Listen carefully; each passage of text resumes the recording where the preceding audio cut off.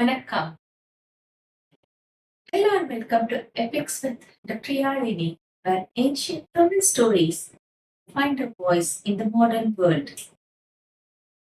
The gates of Tanjavur stood like mountains, guarded, watchful, unforgiving. No stranger can enter easily, but on this day, one small ring held the power of a kingdom. Vandiyathevan raised the palm tree signet ring of Palu, and suddenly everything changed. The gods who barked orders moments ago bowed their heads. Spears lowered, doors opened. The mighty fort of Tanjavur welcomed him inside. Before Vandiyathevan stretched the beating heart of the Chola Empire. Not a dying city like Kanji, but a living empire. Golden sunlight danced upon white mansions. Temples, towers pierced the sky. Elephants moved like dog hills through crowded streets. Horse chariots thundered past. Merchants shouted. Musicians played. And everywhere, the tiger flag of the Cholas flew proudly in the wind. This was not merely a city. This was power. This itself was power. But Vandiyathevan had no time for wonder. Every passing moment was dangerous. Before the elder Paluvur returned, he had to meet Emperor Sundara Chola alone, secretly, and somehow survive. Then fate opened the door. A group of poets approached the palace gates, masters of Tamil, men of verse and prize. Without hesitation, Vandiyathevan slipped quietly along among them, like a fox entering a lion's den. Inside the royal audience chamber sat the younger Lord Paluvur, silent, sharp-eyed, dangerous. Even fearless warriors lowered their gaze before them. When Vandiyathevan mentioned Kanji, the commander's face darkened. A letter from Aditya Karikalan? Suspicion awakened instantly. Yet, the sacred seal was genuine, and also the royal signet and the word Elder Paluvur mentioned by Vandiyathevan made younger Paluvur made the decision. The younger warrior was allowed into the emperor's private chamber. There, upon a bed of silk and medicine, lay Sundara Chola, emperor whose beauty had once dazzled the land, the warrior king whose victory shook kingdoms. Now, weak, pale, broken by illness, the sight pierced Vandiyathevan's heart. Emperor opened his son's letter. Prince Aditya Karikalan had built a golden palace in Kanji and wished for his parents to live there.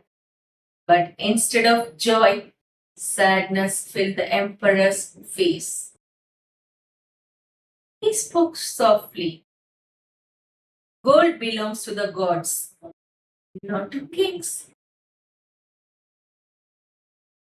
The chamber fell silent. Then Vandiyathevan spoke, boldly, fearlessly. My lord, for a son, his parents saw the first god. For the first time in many days, a faint smile appeared on the emperor's face.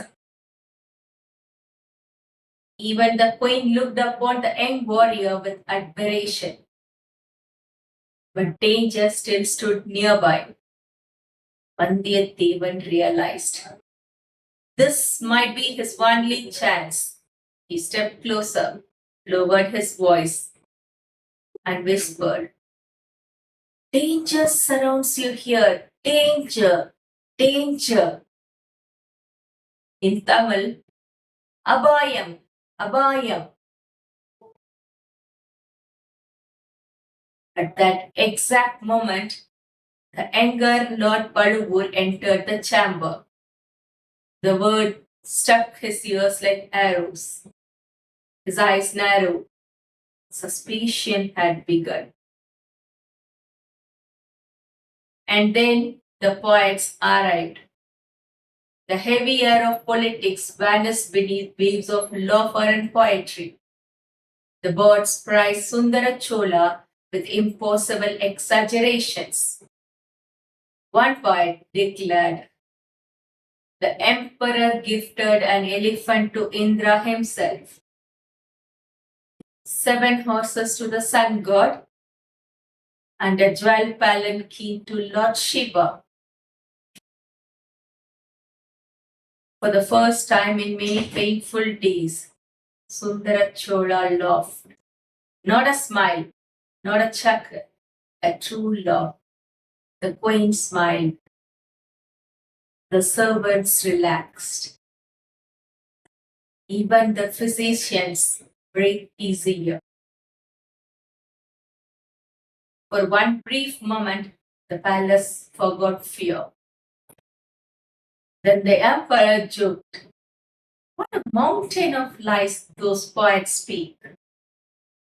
And immediately Vandiyathevan answered, when ordinary men exaggerate, it is lying. When rulers exaggerate, it is politics. But when poets exaggerate, it becomes literature. What a sensible.